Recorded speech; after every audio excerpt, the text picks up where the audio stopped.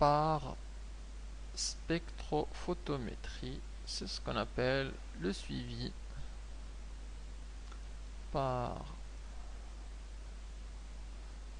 spectrophotométrie.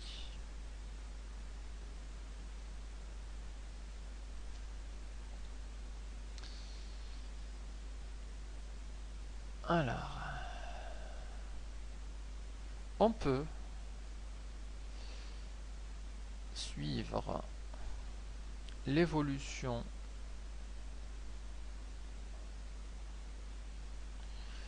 d'une réaction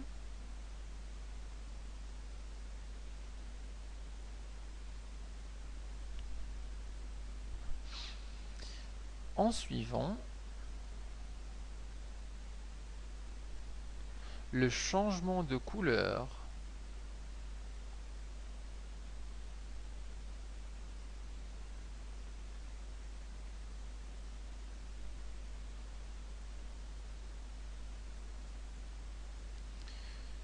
du mélange réactionnel.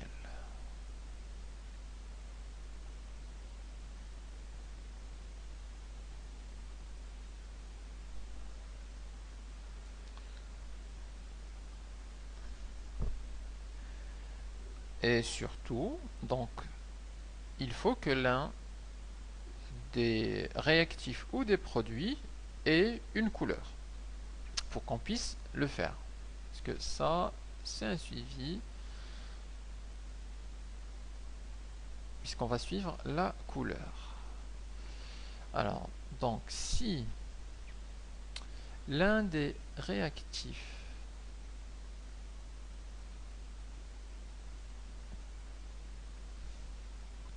ou produits, donc l'un des espèces chimiques qui réagit ou qui est produite a une couleur caractéristique,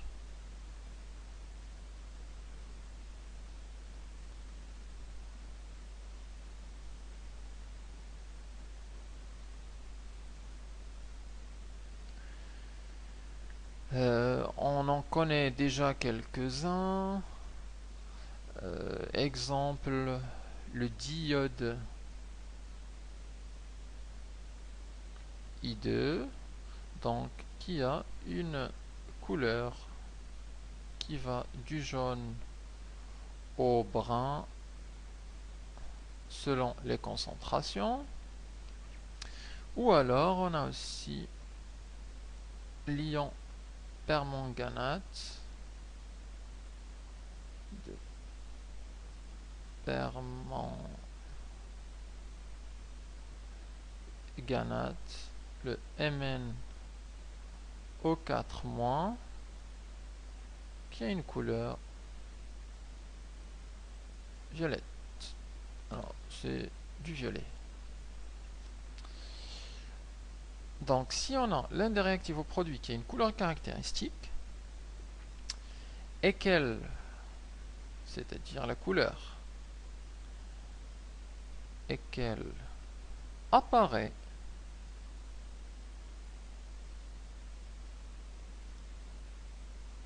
ou disparaît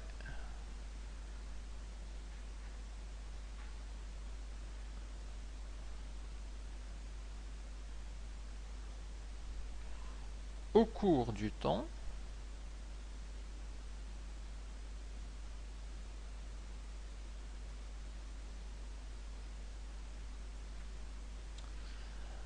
alors le spectrophotomètre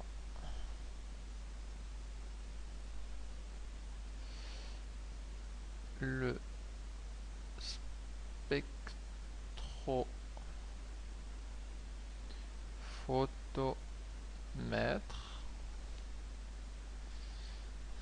est capable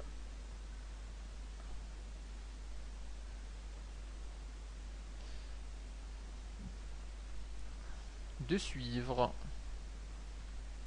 cette longueur d'onde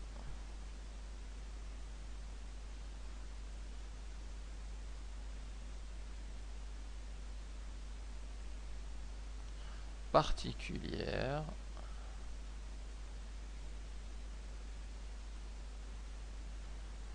lambda.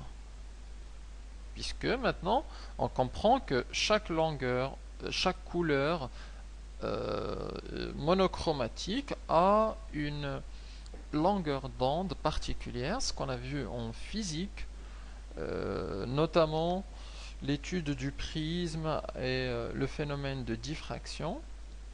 On sait que chaque couleur a une longueur d'onde particulière et justement le spectromètre permet de suivre cette longueur d'onde particulière. Si c'est du violet, on peut le régler pour suivre la couleur violet. Si c'est du jaune, on le règle et il suit la longueur d'onde correspondant au jaune. Alors très schématiquement, que fait le spectromètre? En fait, on introduit notre solution.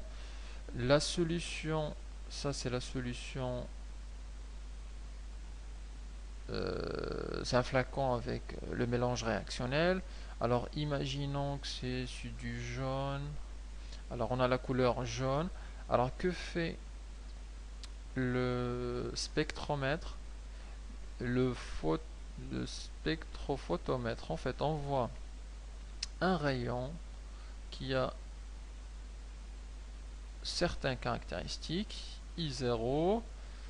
De l'autre côté, donc là, on a un émetteur, de lumière, et de l'autre côté, en fait, il a un récepteur pour recevoir le rayon qui ressort de l'autre côté, qui a caractéristique I.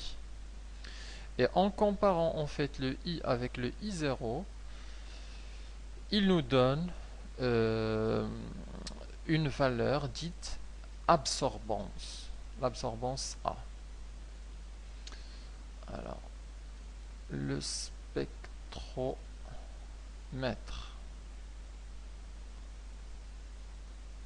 envoie un rayon I0 qui traverse le mélange,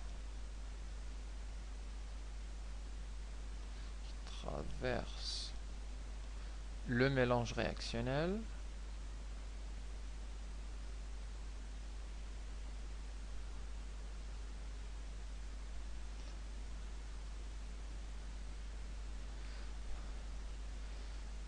et reçoit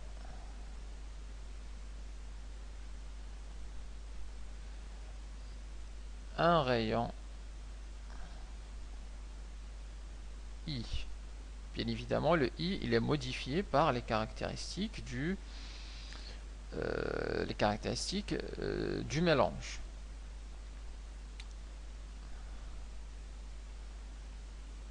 En traitant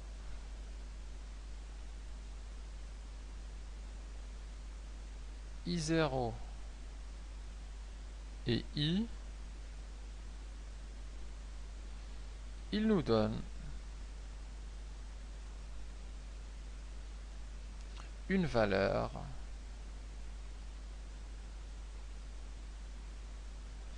appelée l'absorbance.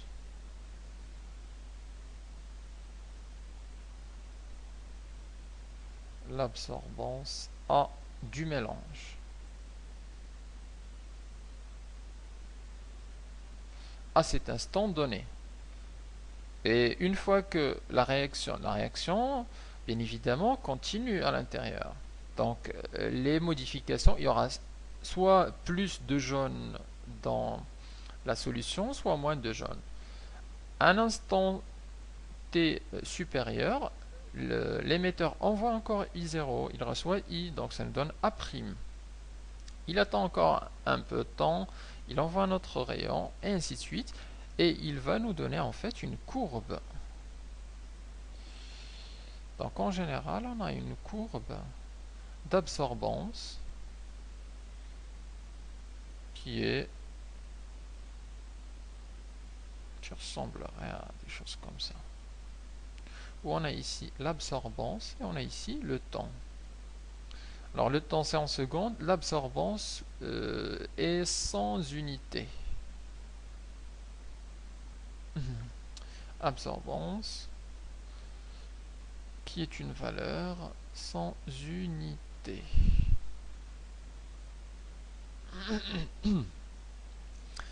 Alors la relation à connaître, c'est la relation entre cette absorbance et la concentration de l'élément ou de l'espèce chimique colorée,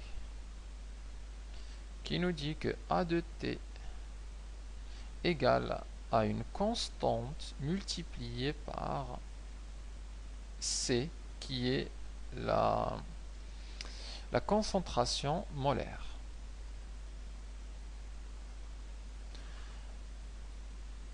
Exemple, si on suit par exemple l'ion permanganate, alors cette écriture va devenir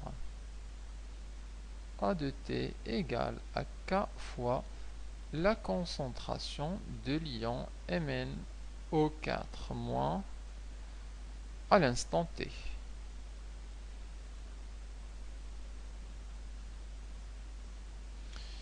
Et ce qui est sympathique dans ce spectromètre, c'est que on a une formule assez simple, que l'absorbance elle est proportionnelle directement à la concentration. C'est-à-dire que si on trace l'absorbance avec ici la concentration C, ici l'absorbance, on se retrouve avec une droite linéaire passant par l'origine. Lorsqu'on trace cette droite, ça donne une droite, et la tangente de cette droite, ça correspond à la constante K, qu'en général on détermine soit à partir de la courbe, soit à partir de deux valeurs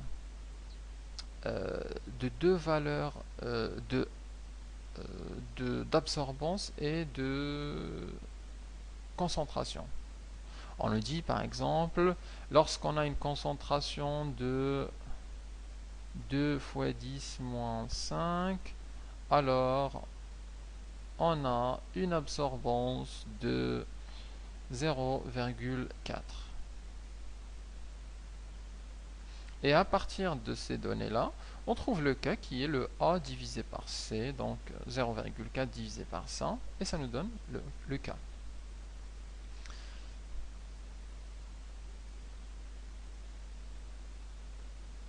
Voilà en ce qui concerne l'absorbance. Bien évidemment, puisque l'absorbance est proportionnelle à la concentration, si on connaît la courbe de l'absorbance, on peut déduire la courbe de concentration et éventuellement déduire l'avancement. Donc, on va le dire ici. Si on connaît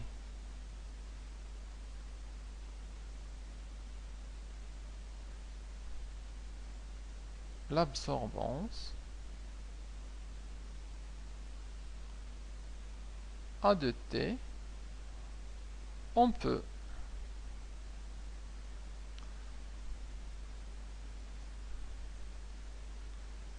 déduire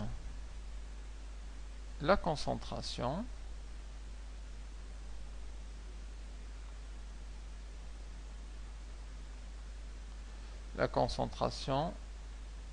C de T, et